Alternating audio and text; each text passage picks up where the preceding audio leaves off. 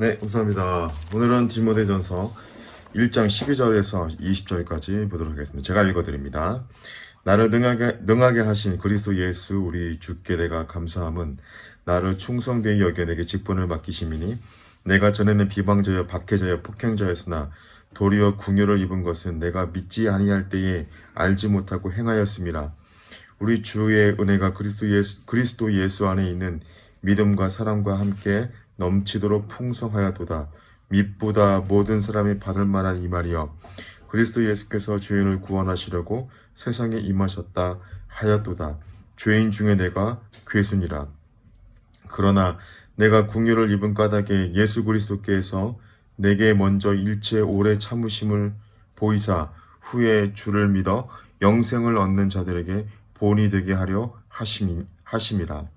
영원하신 왕 곧 썩지 아니하고 보이지 아니하고 홀로 하나이신 하나님께 존귀와 영광이 영원무궁하도록 있을지어다. 아멘. 아들 디모데야, 내가 내게 이 교훈으로서 명하노니 전에 너를 지도한 예언을 따라 그것으로 선한 싸움을 싸우며 믿음과 착한 양심을 가지라. 어떤 이들은 이 양심을 버렸고 그 믿음에 관하여서는 파산하였느니라.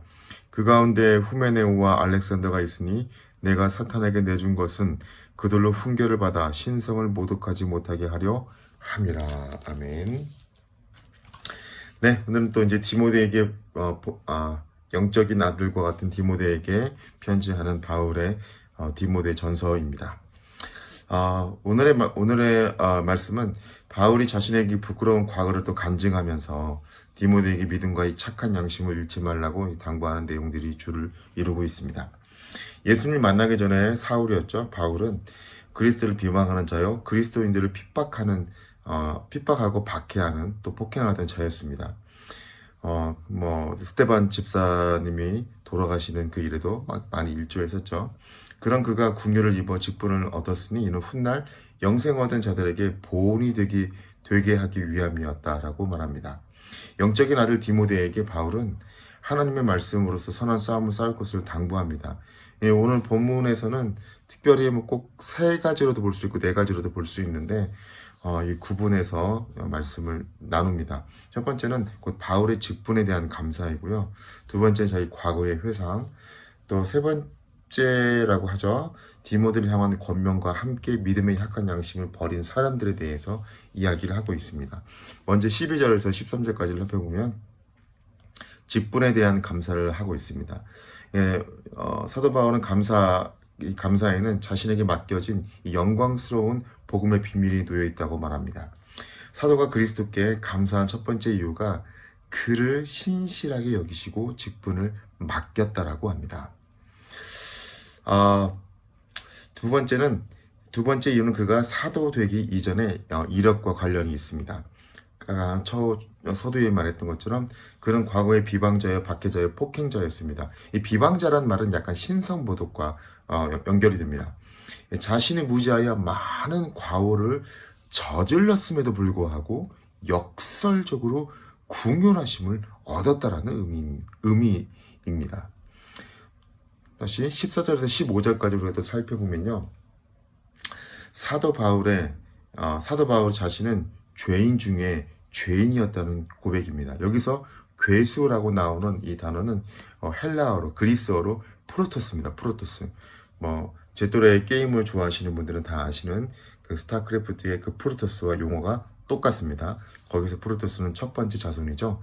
이 프로토스라는 뜻은 바로 첫 번째, 으뜸이라는 뜻을 가지고 있습니다. 즉 다시 말해서 괴물을 말하는 것이 아니라 내가 첫 번째 으뜸 가는 그런 죄인이었다는 그런 얘기를 하고 있는 겁니다. 그런 그가 은혜로 궁휼하심으로 징벌 대신 사도로 부름을 받았다는 거죠.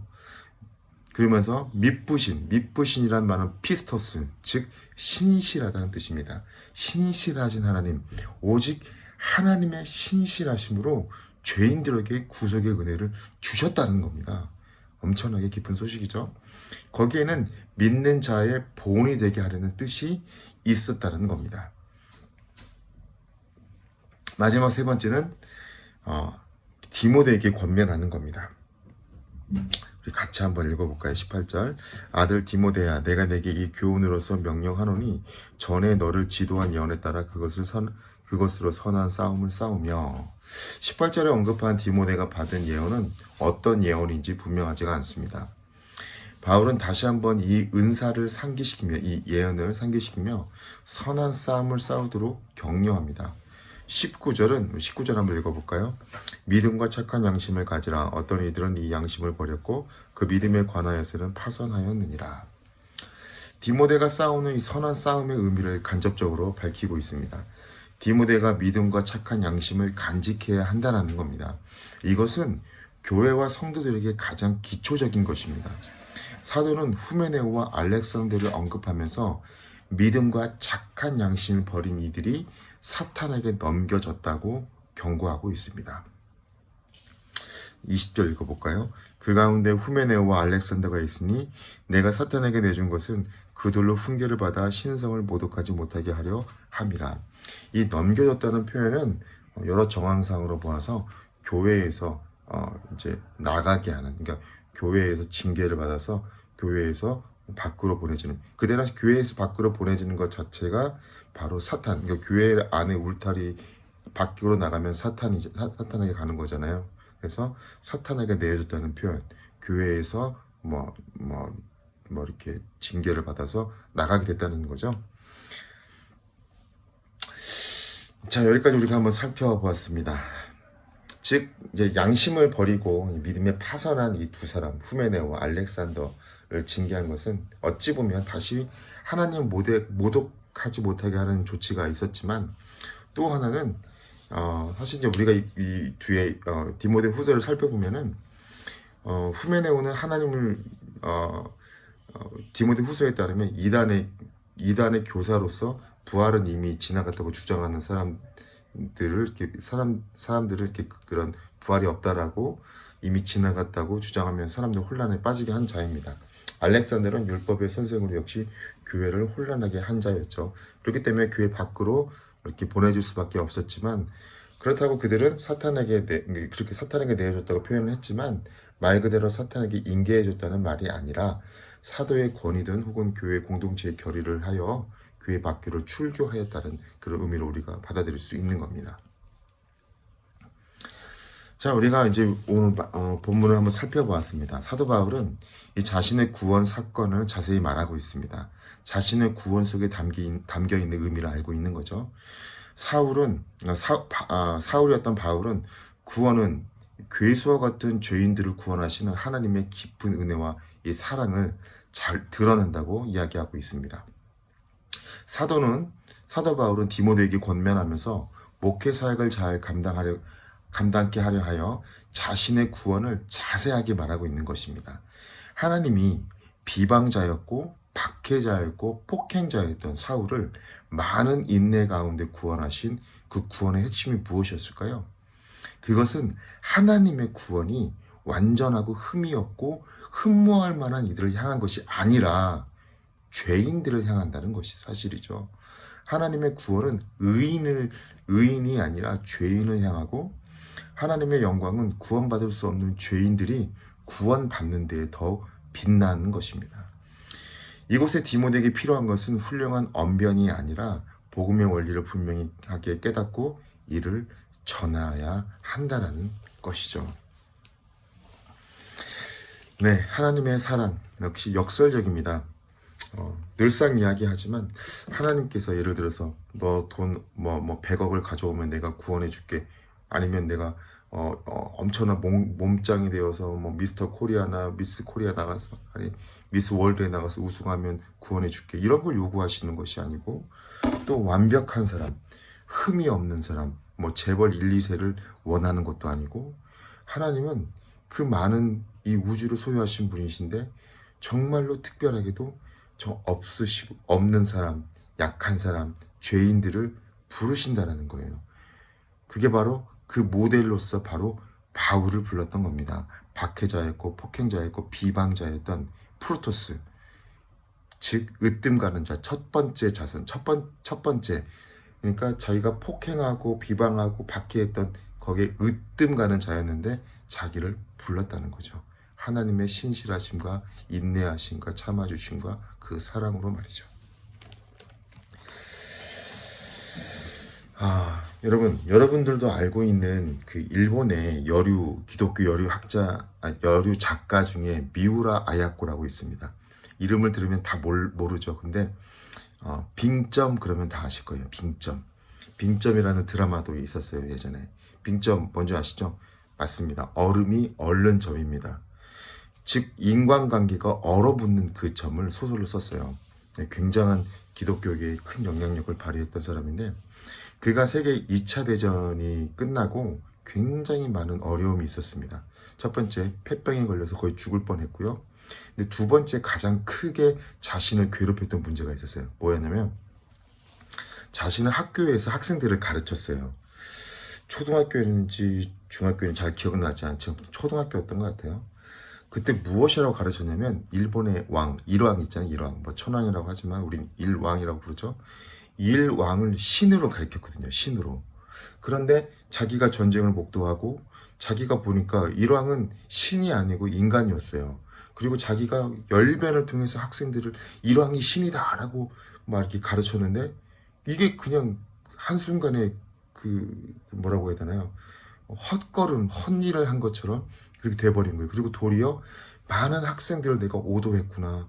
많은 학생들을 내가 잘못된 길로 만들었구나. 그래서 굉장히 많이 상심하고 낙심하고 늘 좌절하며 살았습니다. 폐병도 있었으니까 이제 곧 죽을 날만 기다렸죠. 근데 어느 날 자기를 옆에서 잘 서포트하고 도와줬던, 자살하지 마, 그때는 막 폐병거리면서 죽었으니까 바다로 뛰어들고 그랬는데, 그 옆에서 도와줬던 한 남자가 있었습니다. 그 남자는 교회를 다녔나 봐요. 그런데 그 남자가 자기에게 신경을 많이 써주자 그 남자의 약혼녀였던 그분도 교회를 다녔나 봐요. 그 여자가 미우라 아야코에게 잘해준 것이 아니라 도리어 괴롭히고 힘들게 하고, 늘상 이렇게 뭐 보이지 않는 여자들만의 어떤 질투, 많이 힘들게 했다고 합니다. 그런데 미우라 아야코가 그 여자를 보면서 어떤 생각을 했냐면, 참 묘하게 역설적으로 생각한 것 같아요. 야, 저런 사람의 교회를 다니니 나는 교회 안 다닐 거야, 이 나쁜 사람들 라고 생각한 게 아니라, 와, 저런 죄인도 받아주는 그런 하나님은 나도 받아주겠구나. 나 학생들에게 일왕의 신이라고 잘못 가르쳤고 애들을 그 고통 가운데 보냈고, 어떤 전쟁의 어떤 그런 도구로 또 이렇게 사용되었던 것지도 모르는 그런 내가 너무 잘못했는데, 나는 죄인이어서 정말 나는 누구도 용서를 못 받고 나는 정말 이제는 절망밖에 없었는데, 와, 저런 죄인을 받아주는 교회, 받아주는 하나님이라면 나도 받아주겠구나 라고 마음을 먹고 교회를 갔다라는 거예요. 저 같으면 저는 반대였을 거예요. 가서 막 혼내고 막 때려줬을 것 같은데, 그리고 거기 안에서 자기가 참으로 다시 새로움을 얻고 복음의 씨앗이 담긴 소설을 써서 많은 사람들을 감동하게 하고, 많은 사람들의 그 죽음의 자리, 절망의 자리에서 생명의 자리, 희망의 자리로 옮겨가는데 큰 역할을 감당하게 됩니다. 네, 뭐 사도 바울과는 조금 다르지만 좀 비슷한 면도 있는 것 같습니다. 여튼 하나님은 의인을 부르러 온 것이 아니라 죄인을 부르러 왔다는 사실이 난 너무나 감격스럽고 정말 감격스럽습니다. 만약에 의인을 부르러 왔다면 교회 다닐 사람 한 명도 없을 것이고, 천국에 갈 사람은 한 명도 없을 것, 저를 포함해서 한 명도 없을 것입니다. 참 그 은혜에 감사하며 살아야겠다는 생각이 듭니다. 사랑하는 여러분은 오늘 말씀을 들으면서 또 이걸 보면서 읽으면서 무엇을 느꼈습니까? 혹시 자기 자신이 지금도 죄인이라고 느껴지십니까? 그럼 하나님 앞에 회개하고 죄인을 부르러 오신 하나님 앞에 순종하면서 날마다 하나님이 주시는 긍휼하심을 잊고 사도 바울처럼 많은 사람의 믿음의 본이 되어지고 많은 사람을 세우는 그런 우리가 되었으면 좋겠습니다. 저도 개인적으로 많은 예와 많은 저의 간증이 있지만 오늘은 말하지 않고요. 저도 사도 바울처럼 내가 과거의 그런 잘못된 모습들, 안 좋았던 모습들, 미우라 아야코처럼 학생들에게 일왕의 신이라고 가르쳤고 그렇게 했던 잘못들, 또 많은 잘못들을 회개하고 많은 사람에게 좋은 선한 영향력을 발휘해서 옳은 방향으로 사람들을 오게 했던 그런 미우라 아야코나 또 바울처럼 저도 그렇게 한번 살아봐야겠다. 뭐 제일 가까운 데서부터 교회에서 또 가정에서 또 뭐 직장에서 뭐 그렇게 살아봐야겠다는 다짐을 해봅니다. 네, 이렇게 살아야겠죠. 네. 여러분도 오늘 그 느끼신 바가 있으면 그걸 가지고 기도하면서 오늘도 하루 승리할 수 있길 바랍니다. 기도하겠습니다. 하나님 감사합니다.